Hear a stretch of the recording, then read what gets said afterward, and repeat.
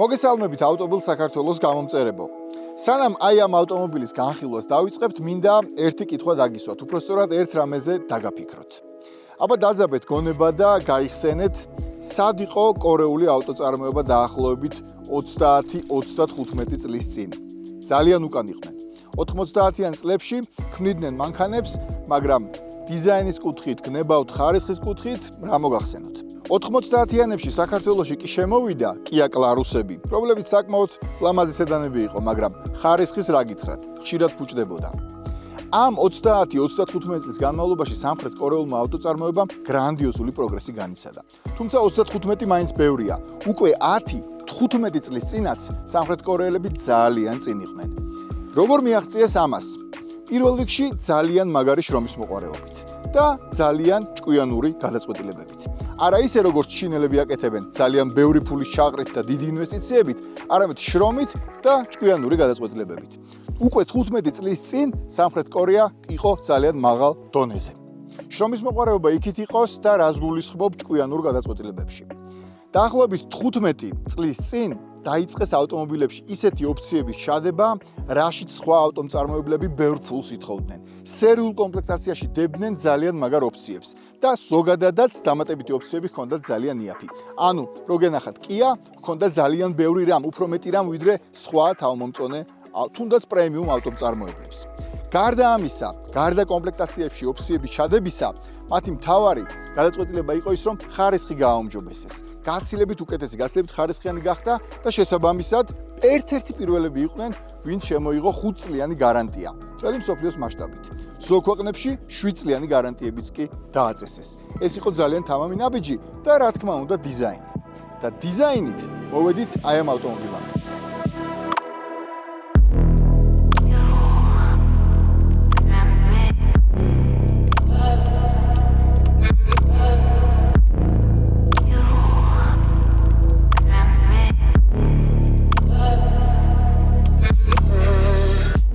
ეს გახლავთ ახალი Kia Sportage, მაგრამ ცოტა ხნით მის ისტორიაშიც უნდა ჩავიხედოთ. პირველი თაობის Sportage, რომელიც 1994 წლიდან გამოდიოდა, ცუდი მანქანა არ იყო, მაგრამ არც რაიმე განსაკუთრებული. იმ დროისთვის არ აუშავდა, როცა SUV კლასის ავტომობილები ფეხს იდგამდნენ. მეორე თაობა როგორი იყო, იცით? აი ადამიანზე რომ იტყვიან, სრულ გაურკვევლობაშიაო, აი ეგეთი მანქანა იყო. აი მესამე თაობა კი, აი მან დაიწყო Kia-ს გარღვევა 2010 წლიდან. მესამე თაობის Sportage ისეთი მანქანა იყო, მე პირადად ასე ვეუბნებოდი ხოლმე ადამიანებს, მაგ-ფასად ხომ Sportage მოგდის, მაგ-ფასად Sportage იყიდი, უფრო ძვირიან ავტომობილებს ნაცვლად ვურჩევდი ხოლმე Sportage-ს, იმიტომ რომ მართლაც ძალიან თამამი და ძალიან მაგარი მანქანა გამოვიდა. პირველ რიგში დიზაინის კუთხით. ეს გახლდათ გერმანელი კაცის დამსახურება. პეტერ შრაიერის. ძალიან ცნობილი ამბავია, 2006 წელს, როცა კორეელები მიხვდნენ, რომ დიზაინში ჭირდებოდათ გარღვევა, წაიყვანეს Audi-ს შეფ დიზაინერი. და სწორედ Audi-ს შეფ დიზაინერმა უკვე Kia-ში მოაწყო აი ეს დიდი გარღვევა, რომელმაც მთელ ბრენდზე ძალიან კარგად იმოქმედა.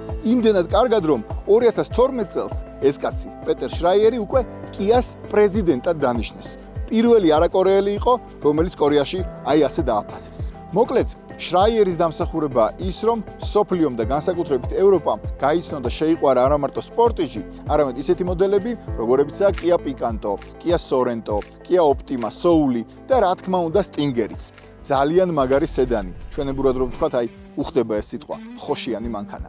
და საბოლოო ჯამში Kia მოვიდა აი აქამდე.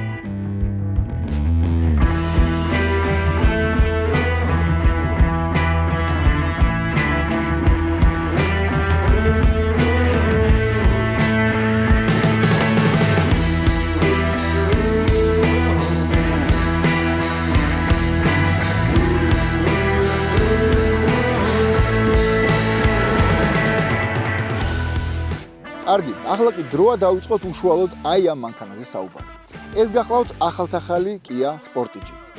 მეხუთე თაობის განახლებული ვერსია, რომელსაც facelift-ი, გნებავთ რესტაილინგი, ახლახანს 2025 წლისთვის ჩაუტარდა. და ეს facelift-ზე გაცილებით მეტია. ეს უბრალოდ განახლება არ არის და ამაზე ოდნავ მოგვიანებით ვისაუბრებთ. ჩვენ ეს მანქანა 2 დღის განმავლობაში გვყავდა და ეს არის Sportage-ის ჰიბრიდული ვერსია GT Line კომპლექტაციით. რას ნიშნავს ეს? აქვს 1 და 6 4 ცილინდრიანი შიგაწვის ძრავა, რომელსაც აქვს 180 ცხენის ზალა და მას ეხმარება 60 ცხენის ძალის მქონე ელექტრომოტორი. აი ასე ჯამში ვიღებთ სისტემურ სიმძლავრეს 229 ცხენის ძალას. ავტომობილი იწონის 1600 კილოგრამს და თუ რამდენად უმკლავდება ამ წონას ეს სიმძლავრე, ამაზე ცოტა მოგვიანებით უკვე საჭესთან ვისაუბრებ. ახლა კი ორიოდო სიტყვა დიზაინის შესახებ. განახლების შემდეგ განსაკუთრებით და ყველაზე ყოვლისმომცველად Kia Sportage-ის წინა მხარე, ცხვირი შეიცვალა.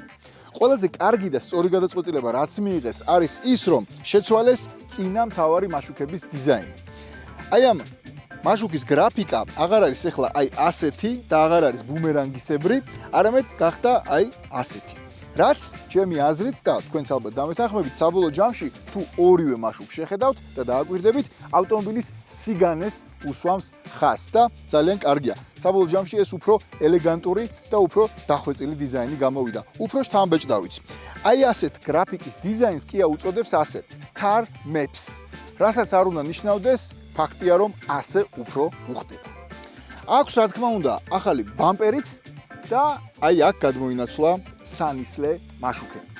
საბოლოო ჯამში მართლა შეგვიძლია ვთქვათ, რომ ასე უფრო სიმეტრიულად, უფრო დინამიკურად და უფრო სპორტულად გამოიყურება, როგორც მის სახელს შეეფერება.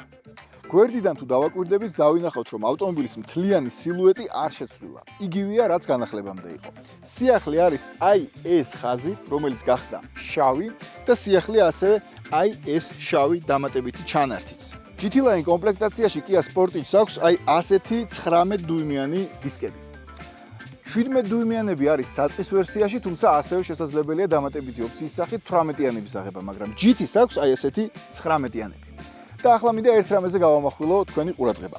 პროფილში თუ შეხედავთ, ყველაზე მეტად რაც მომწონს, ეს არის უკანა ნაწილის აი ეს ამოსვლა. რაც არის ძალიან ელეგანტური და ვფიქრობ ძალიან უხდება არა მარტო უკნიდან და გაჩვენებთ როგორც, არამედ გვერდიდანაც პროფილში. აბა დააკვირდით. სიახლეებია უკანაც, ოღონდ არა იმდენი, რამდენის წინ. შევხედოთ. პირველი მთავარი სიახლე გახლავთ ის, რომ შეიცვალა უკანას განათების გრაფიკა და ახლა უფრო სხვანაირია, აი ასეთი. ასევე აქვს უკან ახალი ბამპერი და აქვს ახალი აი ეს ქვედა დამცავის ნაცვლად დაყენებული გაპრიალებული შავი ჩანართი, რომელიც სხვათა შორის მემირჩევნია ასეთი პრიალა ჩანართი ჰქონდეს აქ, ვიდრე მერე გეტყვით სადაც. ადრე აქ სპორტიც ჰქონდა ესეთი მოოფროუდო ვიზუალის მქონე დამცავი, რომელიც ფუნქციურად დიდად არ ჭირდებოდა, მაგრამ ანიჭებდა უფრო ოფროუდ ვიზუალს. ახლა კი აქვს ასეთი და უფრო დინამიკურად გამოიყურება და ამართლებს სახელსაც ბოლო-ბოლო ამ მანქანას სპორტიჯი ქვია და არა რაღაც მოოფროუდო მინდა ვიყო ყველგან მავალი სახელი. მოდით ახლა ავხადოთ საბარგული. 562 ლიტრი არის მისი მინიმალური მოცულობა და მაქსიმალური არის 1700-ზე მეტი.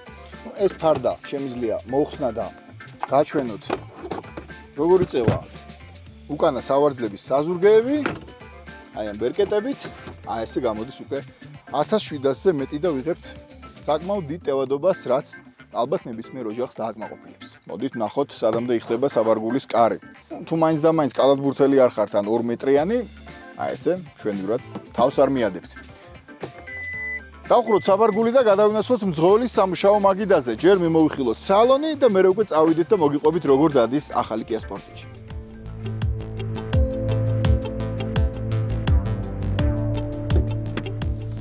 მოდი ვნახოთ რა ხდება უკანა სავარძელზე და ზოგადად სალონის უკანა ნაწილში. პირველ რიგში გაჩვენებთ სავარძლის მოძრაობას, ეს წეღნათ ნახეთ. ეხლა უბრალოდ ამ პოზიციაში შეიძლება დაყენება, თუ არა და გადაწევაც ბოლომდე. Harman Kardon-ის აუდიო სისტემის დინამიკები აუცილებლად აღსანიშნავია და მე რო არ დამავიწყდეს. ესეთი პრემიუმ სისტემა კარგია ამ კლასის ავტომობილში. და როგორ ზივართ უკან? პირველ რიგში აი ესე შეგიძლია გადაწვედა წინა სავარძელი მაქვს ადეკვატურ ზომაზე გასწორებული სივრცე ბევრია, თავზემოთაც საკმარისზე მეტი. მე პირადად მირჩევნია რომ ცოტა სავარძელი იყოს ამოწეული, იმიტომ რომ აი ეს ძალიან გადაწეული ჯდომა არ მიყვარს, თუ მაინც და მაინც დაძინება არ მინდა. ეხლა აი ეს არის ბოლო პოზიცია. ამ შემთხვევაში შეგიძლიათ საბარგულში გქონდეთ მეტი სივრცე და ბავშვია ესე ნორმალურად იმგზავრებს, მაგრამ შეგიძლიათ არეგულიროთ აი ესე ნელ-ნელა. ანუ აი ეს იყო ბოლო პოზიცია, შეიძლება ესეც იყოს, შეიძლება ასეც იყოს. შეიძლება ასეც იყოს და არის კიდე სუბოლო ვარიანტი. მე დავაყენებდი სადღაც აი ესე და ეს იქნებოდა ჩემთვის ყველაზე კომფორტული მდგომარეობა. მასალების ხარისხი რაც შეეხება არის მაქსიმალურად კარგი ჩემი აზრით ამ კლასის ავტომობილისთვის. აი აქ გვაქვს ეს რბილი ალკანტარა და სხვა შორის ალკანტარები არის სკამებზეც. ეს ხაზები ძალიან უხდება და ვფიქრობ, რომ დიზაინერული კუთხით საერთოდ ალკანტარაა. არის კარგად გადაწყვეტილი და ვფიქრობ, რომ არა მარტო ვიზუალურად, არამედ ჯდომის პოზიციისთვის ძალიან კარგია. გვაქვს აი ესეთი ჩამოსაკიდებლები, 2 ცალი, აი აქ USB-C პორტები მნიშვნელოვანი უკანა მგზავრობისთვის. ძალიან საინტერესო გადაწყვეტილება არის აი ეს, რომელიც აქვს ორივე თავის მისაყრდნობს, აქ შეგვიძლია ჩავდოთ, არ ვიცი, ტელეფონი, პლანშეტი, გადავკიდოთ ნებისმიერი რამ და სხვა შორის არ გადმოვარდება, იმიტომ რომ შიგნით არის რეზინებით გაწყობილი და დაიჭერს ნებისმიერ პლანშეტს ან smartphones. აი ესე ვზივართ Kia Sportage-ის უკანა სალონში. ცხადია არის პანორამული ჭერიც და არავითარი კითხვის ნიშნები მასალებთან დაკავშირებით. ყველაფერი არის კარგად შესრულებული, ვიზუალურადაც კარგად გაფორმებული ყველაფრით. კარგი, მოდი ახლა ვნახოთ რა ხდება ახალი Kia Sportage-ის სალონში და კერძოდ საჭესთან და პირდაპირ დავიწყოთ მაშინ საჭით და მერე მივყვეთ თანმიმდევრობით. საჭე როგორც ხედავთ არის ორ ფერში გადაწყვეტილი, გემოვნების ამბავია, ყოველ შემთხვევაში სახალისოა როცა ორი ფერია. არის ორმანიანი, აღარ არის სამი მანა. აი ესეთი ორი მანა გვაქვს, საკმაოდ სქელი შუა ნაწილი, Kia-ს ახალი ლოგო, რაღა ახალი პრინციპში ყველა მიცის ეს ლოგო და თავისი ღილაკებით მულტიფუნქციური საჭე. არის წაბრტყელებული ზემოთაც და ქვემოთაც, ესეც ვფიქრობ რომ არის გემოვნების ამბავი, პირადად მე ვისურვებდი რომ მაგალითად ზემოთ მაინც არ ყოფილიყო წაბრტყელებული და ყოფილიყო მრგვალი, მე უფრო მირჩევნია ხოლმე მრგვალი, თუმცა გემოვნების ამბავია ახალი გადაწყვეტა და ბევრს მოეწონება ვფიქრობ, დიაპაზონიც ვნახოთ, აი ეს დიაპაზონია, ეს არის ზემოთ ქვემოთ და ნუ დაახლოებით აი ეს პოზიცია არის ჩემი და გაგახსენებთ რა ვთქვი, თავიდან მირჩევნია იქ იყოს გალაკული გაპრიალებული ზედაპირი ვიდრე სხვაგან მეთქი. აი სხვაგან არის აი აქ. არ მიყვარს როცა აი აქ არის გაპრიალებული და ესეთი ლაკი, რასაც ეძახიან პიანინოს როიალის ლაკს, იმიტომ რომ მარტივად ისვრება და მარტივად იჩხაპნება ხოლმე. აი აქ მიაგნეს სტრუქტურას, რომელიც არც მარტივად დაისვრება ნათითურებით და არც დაიჩხაპნება. ეს არის ძალიან კარგი გადაწყვეტილება. ცენტრალურ კონსოლზე არ არის ბერკეტი, არის ესეთი დასატრიალებელი სელექტორი, რომელიც ირჩევს უკუსვლას, ნეიტრალს და დრაივს. სტარტის ღილაკიც აქვე გვაქვს და თავარი ღილაკები, რაც ძალიან მნიშვნელოვანია, გათბობა სავარძლების, გაგრილება, საჭის გათბობა არის აი აქ, გზავრთანაც ახლოს და აქეთ უკვე 360-იანი კამერის ჩართვა, კი ბატონო, პარკინგ სენსორები, აუტოჰოლდი და დაღმართის ასისტენტი. ხო, აი აქ ჭიქის ჩასადებებთან შეიძლება იყოს ეს მთლიანი სივრცე, თუ ამას დავაჭერთ, გამოვა ესეთი სამაგრები, რომლებიც დაამაგრებს მე ჭიქას ან ბოთლს. აი აქ გვაქვს ჩვენ მობილურის smartphone-ების უსადენო დამუხტვის საშუალება, დავდებთ დაიმუხტება. გვაქვს ასევე ორი USB-C პორტი, რაც ძალიან მნიშვნელოვანია. გადავიდეთ ეკრანზე. რეალურად ეს არის ორი ეკრანი, 12.3 დюйმიანი, მაგრამ არის გაერთიანებული და ერთ სივრცეშია მოქცეული, აი ესეა ჩასმული. ეს აღარ არის უკვე კლასიკური გადაწყვეტილება, ეს არის თანამედროვე და Kia-ს ერთ-ერთი მთავარი, ასე ვთქვათ, გამოწვევა იყო ის, რომ რაღაცნაირად შეერწყა კლასიკა თანამედროვე ტექნოლოგიასთან და ეს არის მაღალ ტექნოლოგიურობისკენ გადადგმული ნაბიჯი. ანუ გარკვეული სინთეზია კლასიკურ და მაღალ ტექნოლოგიურ გადაწყვეტილებებს შორის მიღებული. აი ესეთი ეკრანი, მთლიანად ძალიან კარგი გრაფიკით, რა თქმა უნდა, სენსორული, სწრაფად რეაგირებადი ყველაფერზე. ხო, ცხადია არის Android Auto, Apple CarPlay, ყველაფერს უკავშირდება ძალიან სწრაფად და მარტივად, ამაზე ბევრს აღარ ვისაუბრებ. ხო, სხვათა შორის, რაც ძალიან მნიშვნელოვანია და რაც აუცილებლად აღენიშნოს, ეს არის ის, რომ Kia-ს ახალი მიდგომა არის ის, რომ ავტომობილში გაქვს 7 წელი უფასო ინტერნეტი, ეს არის Kia Connect-ი. ძალიან კარგი ამბავია. კი ბატონო, ინტერნეტი არავის აღარ უყვირს, ყველას გვაქვს, მაგრამ პირდაპირ ავტომობილში არის ეს ფუნქცია, რომ 7 წელი გექნება უფასოდ ინტერნეტი. ჩაშენებულია ხელოვნური ინტელექტი, უკვე Kia-მაც დაიწყო ხელოვნური ინტელექტის გამოყენება, AI Connect-ი ქვია ამ სისტემას, რომლის მეშვეობითაც ავტომობილი შეგიძლია დისტანციურად დააპარკინგო, უბრძანო რაღაცეები, მაგალითად, მოდი ახლა ვცადოთ და დაველაპარაკოთ მანქანას, head-up display აქვს, სანამ დაველაპარაკებით. Kia-ში არის უკვე head-up display, საკმაოდ კარგი, გაჩვენებს სისწრაფეს, გაჩვენებს ზოლებს და ზუსტად იმ ზოლს, სადაც საბურავმა უნდა გადაიაროს, ძალიან პრაქტიკული რამეა.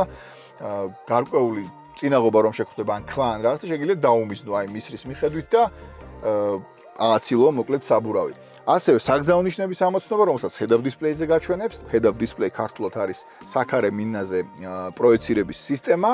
აი აქედან ხდება ეს პროექცირება საქარე მინაზე. მისი რეგულირება რა თქმა უნდა შეიძლება, იმიტომ რომ ზოგი ადამიანი მაღალია, ზოგი დაბალია, ზოგს ასე ურჩევნია, ზოგს ასე, ყოველ შემთხვევაში დომის პოზიციასაც გააჩნია და მოდი setting-ებში შევიდეთ პარამეტრებში და შევეცადოთ ამის შეცვლა ოღონდ ხმოვანი ბრძანების მეშვეობით. ვცადოთ. Settings. Say the keyword for which you want to search in the settings. Head-up display. Which one do you want to select? რომელი გვინდა? Third. მესამე არის. Loading the settings screen. მესამე არის head-up displays შეცვლა. გამოიტანა პირდაპირ და აქ შეგვიძლია ესე იგი თემა ავარჩიოთ, შეგვიძლია ავარჩიოთ პოზიცია display adjustment ხო? აი აქედან პირდაპირ აი ესე შეგვიძლია ავწიოთ ან ჩავწიოთ. გასაგებია, ჩაშენებული ხელოვნური ინტელექტი ხმოვანი ბრძანებები აქვს და აქვს მაღალ საფეხურზე. ხილვადობა არის ძალიან კარგი. იშვიათად რომ ამ კლასის ავტომობილში ასეთი კარგი ხილვადობა იყოს მძღოლისთვის და მძღოლის გვერდზე მოთავსებული მგზავრისთვის. მართლაც აქ არის მინა ისე გაკეთებული რომ ტოპ, ერთ-ერთი საუკეთესო ხილვადობა მიუხედავად იმისა, რომ ეს არ არის ვენი და არ არის ძალიან მაღალი ავტომობილი. ეს არის საბოლოო ჯამში მაინც სპორტული ვიზუალის მქონე SUV და ასეთ მანქანებში ასეთ კარგი ხილვადობა არის მართლაც იშვიათი. მასალების ხარისხი იმაზე უკეთესი ვიდრე ელოდებით თქვენ Kia-ში, აი აქ არის მთლიანად ალკანტარა და ძალიან კარგია. სავარძლები არის ძალიან კარგი ხარისხის. მე ყოველ შემთხვევაში ძალიან კარგად მოვთავსდი, ძალიან მალევე მოვირგე ჩემ პოზიციაზე სავარძელი და აი ზურგი რო არ გეტკინება, ისეთია მართლაც, აი თქვენ თვითონ ცადეთ მერე. სავარძლებზე ასევე არის ალკანტარები. აქვს სავარძლებს როგორც გათბობა, ასევე გაგრილება, თუმცა მე მგონი უკვე თქვი და მოვედით აი აქამდე. ჰაპტიკური ღილაკები არ არის ბევრი, თქვენ იცით რომ მე მიყვარს ხოლმე ბევრი ჰაპტიკური ღილაკი, მაგრამ მთავარი არის გამოტანილი აქ. ეს არის კლიმატ კონტროლი და არის უკვე სენსორული აქ დამატებითი მცირე ეკრანი, რომელზეც არ არის მართალია ჰაპტიკური ღილაკები, მაგრამ გაქვს უკავშირი. რას გულისხმობ? აი მაგალითად კონდიციონერის ჩართვა. ხედავთ? მივხვდები რომ დავაჭერ, რომ მართლაც გააკეთა, რაც დავავალე იმ ფუნქციამ თავის საქმე შეასრულა. ასე რომ ღილაკების შემცვლელი ეს ბოლომდე არ არის, მაგრამ ლამაზია, რაც თავარია, ეფექტურია, კი ბატონო, სენსორულია. არც ეს არ არის იოლად დასურადი, სხვადასხვა და არ დაჭირდება ბევრი ხშირი წმენდა უпростоრად. აქვს ერთი საინტერესო ამბავი ის, რომ driver only მძღოლისთვის, მხოლოდ მძღოლისთვის განკუთვნილი ფუნქცია. ეს ნიშნავს იმას, რომ როდესაც ამას დავაჭერთ, გაგრილება იქნება ის თუ გათბობა, ავტომობილი ავტომატურად მხოლოდ მძღოლს გაათბობს ან გააგრილებს და არ გახდება საჭირო დამატებით რაღაცების შეცვლა, რომ მხოლოდ შენზე იყოს გათბობა ან გაგრილება, კონდიციონერი მოშვებული. ეს დაზოგავს ენერგიასაც და ენერგიის დაზოგვა ამ მანქანას ჭირდება, ყოველთვის ჭირდება, მიუხედავად იმისა, რომ ეს არ არის ელექტრომობილი, სამაგერთ ეს არის ჰიბრიდი, აგერ გვაქვს ბატარეის მაჩვენებელი, აქვს ასევე რეკუპერაციაც, იმიტომ რომ ეს ელექტრომოტორი მუშაობს ისე როგორც ელექტრომობილებში მუშაობს ხოლმე, ეხმარება ავტომობილს ძალიან კარგად და შესაბამისად ენერგიის დაზოგვა ამ მანქანას მაინც ყოველთვის სჭირდება, ამიტომ driver only არის ძალიან კარგი გადაწყვეტილება.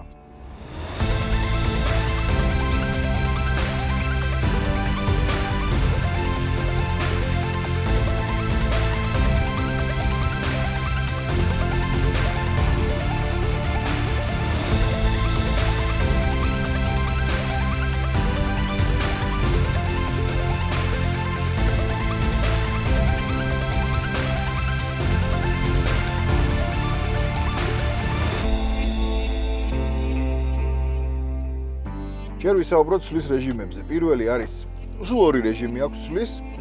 არის ეკო და არის კომფორტი, თუმცა არის IS mode-იც, ამაზე მე ცალკე ვისაუბრებ. საწვავის ხარჯი WL ტიპის მიხედვით ოფიციალური დაპირება Kia-სი არის 8.1 ლიტრი 100 კილომეტრზე. ამ დროისთვის საწვავის ხარჯი საშუალო ესე იგი დაძვრიდან სანამ თბილისიდან გამოვედით, აი მაშინ გავანულე პირველად, ბოლო განულებიდან არის 9 ლიტრი 100 კილომეტრზე. რაც არის ძალიან ნორმალური მონაცემი, 900 გრამით მეტი ოფიციალურ დაპირებაზე, ეს არის ძალიან კარგი. გადავედი ბერკეტებზე. ეკო რეჟიმში ბერკეტებს აქვს ის მნიშვნელობა, რომ არეგულირებენ რეკუპერაციას. რეკუპერაცია, როგორც ვთქვით, არის ელექტროენერგიის უკუმოგება, იმისთვის რომ ბატარეა დაიტენოს და დაიმოხტოს დაღმართში და დამოხვიჭების დროს. როდესაც თქვენ შეამჩნევთ, რომ დაღმართში გიწევთ სიარული, დააჭერთ მარცხენა მხარეს და დააყენებთ იმ level-ზე, იმ დონეზე, როდონეზე თქვენ გინდა და თქვენ გინდათ და მანქანა გააკეთებს რეკუპერაციას და გამოიმუშავებს ელექტროენერგიას, დამუხტავს ისევ ელემენტს. სხვათა შორის ახლა ეს დაღმართი რაც მოვდივარ დაძვრის მერე საკმარისი აღმოჩნდა იმის რომ დამუხტულიყო ბოლომდე, როცა ბოლომდეა დამუხტული ბატარეა, მაგ შემთხვევაში უკვე რეკუპერაცია საერთოდ აღარ ირთვება, რაღა უნდა დატენოს, ამიტომ ახლა რომ ვცდილობ რომ ჩავრთო, ახლა ჩაირთო, თქო ცოტა მოვაკლე, კი ცოტა მოვაკლე, ახლა ჩაირთო. აი ეს სამი დონი აქვს, მესამე დონი არის ყველაზე ძლიერი და არის ძალიან კარგი და სასიამოვნო რომ რეკუპერაცია ესე მუშაობს და აქედან უკვე ვაკლებთ რეკუპერაციის დონეს, ამ ფიშავთ საერთოდ თუ ის აღარ გჭირდება. ხო, რა შეეხება სპორტის რეჟიმს, აი იქ უკვე რა თქმა უნდა ამას ექნება, აი ამ ბერკეტებს ექნებათ თავიანთი მთავარი ფუნქცია რაც არის ხოლმე საჭიროზე განთავსებული ბერკეტების უკვე გადაცემების გადართვა მექანიკურ რეჟიმში. ეს არის სპორტიჯი, არ არის რა თქმა უნდა რალის ავტომობილი და არ არის სარბოლო ავტომობილი, ანუ სპორტული ავტომობილი პირდაპირ გაგებით არ არის, მაგრამ რახან სპორტიჯი ქვია, სპორტის რეჟიმში წესით უნდა იყოს საკმაოდ ცოცხალი და ნახავთ მაგასაც. და ამ წუთისთვის შიგაწვის ძრავა საერთოდ გათიშულია. 0 მაქვს RPM-ი, ასე რომ საცობებში, ქალაქში, ნელისვლით დაღმართზეც ძალიან ხშირად ითიშება შიგაწვის ძრავა და უკვე 8-8-ზე ჩამოვიდა საწვავის ხარჯი ამ დაღმართებში. შესაბამისად 8-1 არ არის რეალური, სულაც არ არის და კარგია ზოგადად ქალაქში როცა ივლი, ფაქტობრივად ისე ივლი როგორც დადის ხოლმე ელექტრომობილი, მხოლოდ ელექტროსვლით. აი აქ არის drive mode, გადავერთეთ სპორტში. ოპა, გაწითლდა ყველაფერი. აი ამ ეკრანზე ეს უკვე ნიშნავს ვიზუალურ ეფექტს სპორტ აი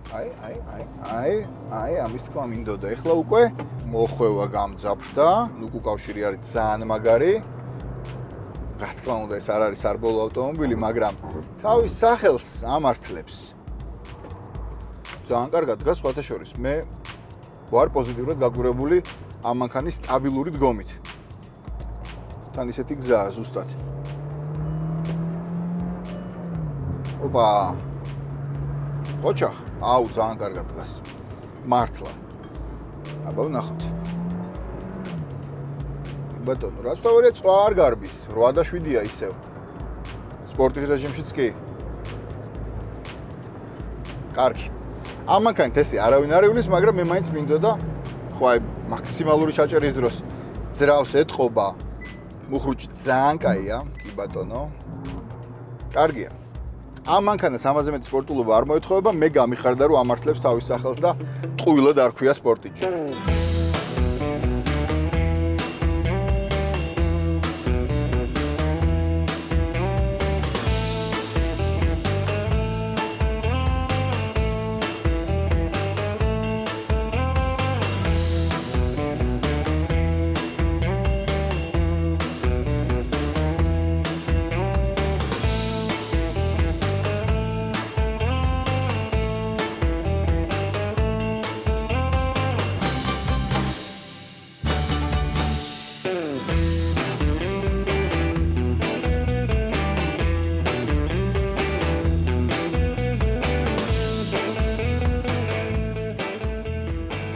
სანამ ამ ღილაკზე გეტყოდეთ, მინდა ვთქვა ის, რომ ამორტიზაციის ელექტრონული კონტროლი ეხმარება ძალიან კარგად. ეს სისტემა GT Line კომპლექტაციაში არის სერიული, სხვა შემთხვევაში საბაზოში შეგიძლიათ შეუკვეთოთ დამატებით. ძალიან კარგად ეხმარება ამ სტაბილურობაში, რაც მე ახლა აღვნიშნე და გირჩევთ რომ არ თქვა თუ არის აი ამ სისტემაზე, იმიტომ რომ ეს არის ძალიან მნიშვნელოვანი. მანქანა არის სრულამძრავიანი, ალბათ მიხვდით ისედაც. მისი off-road შესაძლებლობები რა თქმა უნდა შეზღუდულია, ეს არ არის ყველგანმავალი, ეს არის სპორტიჯი, მაგრამ მაინც აქვს აი ეს ღილაკი, terrain mode, რომელსაც რომ დააჭერთ, არის 3. ანუ სვლის 2 რეჟიმი კი იყო იქ, მაგრამ არ გეგონოთ რომ მხოლოდ 2 აქვს. აქვს კიდევ თოვლი, ტალახი და ქვიშა, snow, mud and sand. შესაბამისად, როგორც კი თოვლი მოგიწევთ თოლში გადასვლა, მოგიწევთ გადართავთ და შესაბამისად ადაპტირდება ყველაფერი იმაზე, რომ აბრუნი მომენტი გადანაწილდეს თოვლის შესაბამისად, თითოეულ ბორბალზე, 4-ვეზე და სხვა შორის ძალიან ჭკვიანურად ანაწილებს ამას ყველაფერს. ასევე ნებისმიერი ცოტა უფროსი ტალახიან გზებში, ან ქვიშიანში, ან ყოველ შემთხვევაში ასფალტს მიღმა, 3 რეჟიმი გაქვთ იმისთვის, რომ თავი იგრძნოთ მშვიდად. ეს არ არის კიდევ ერთხელ ყველგანმავალი, მაგრამ საკმაოდ ბევრი რამ შეუძლია, უფრო მეტი რამ შეუძლია, ვიდრე ნებისმიერ crossover-ს, რომელიც არის წინამძრავიანი, გაცილებით მეტი ვიდრე წინამძრავიან crossover-ებს. ანუ ეს არის კომპაქტური SUV, რომელიც პრინციპში მიგიყვანთ ყველგან, სადაც მისასვლელი გზები არსებობს და ცოტა უგზოობასაც ძალიან კარგად გაუმკლავდება. ყოველ შემთხვევაში, თოლში და გნებავთ ტალახში, თავს უფრო მშვიდად იგრძნობთ, ვიდრე იგრძნობდით აი ამ სისტემების გარეშე და სრული ამძრავის გარეშეც. და სხვა მხრივ იგივე აჩქარება იქნება ეს თუ გზაზე სტაბილურად დგომა, თავისი სრული ამძრავი და პლუს ამას აი ეს ელექტრონული სისტემა სტაბილურობის ძალიან ეხმარება. ეს არის ძალიან მნიშვნელოვანი.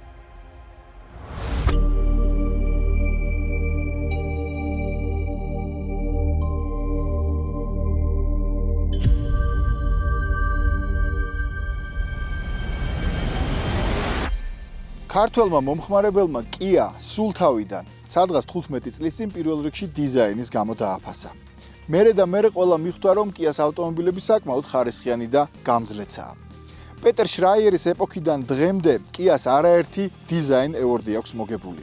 ახალ სპორტიჩსაც რამდენიმე ჯილდო აქვს დიზაინში უკვე მიღებული. თუმცა Kia უფრო მეტია უკვე ვიდრე დიზაინი.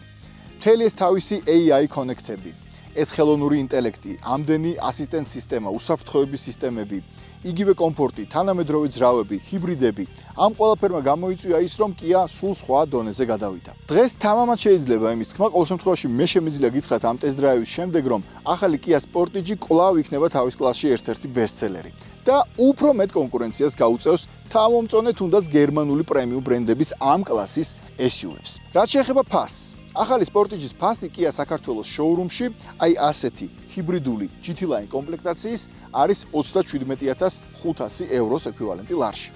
საწყისი ვერსია 2-0 ბენზინის ძრავით, არა ჰიბრიდი 156 ცხენის ძალით ღირს 27900 евро.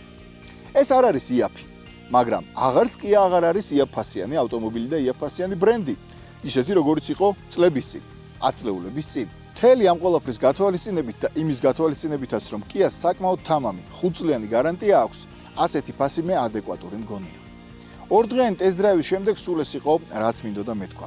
დანარჩენზე უკვე თვითონ ავტომობილი გიპასუხებთ, თუ კი მას მოინახულებთ Kia-ს შოურუმში და თქვენ თვითონ გატესტავთ. დროებით!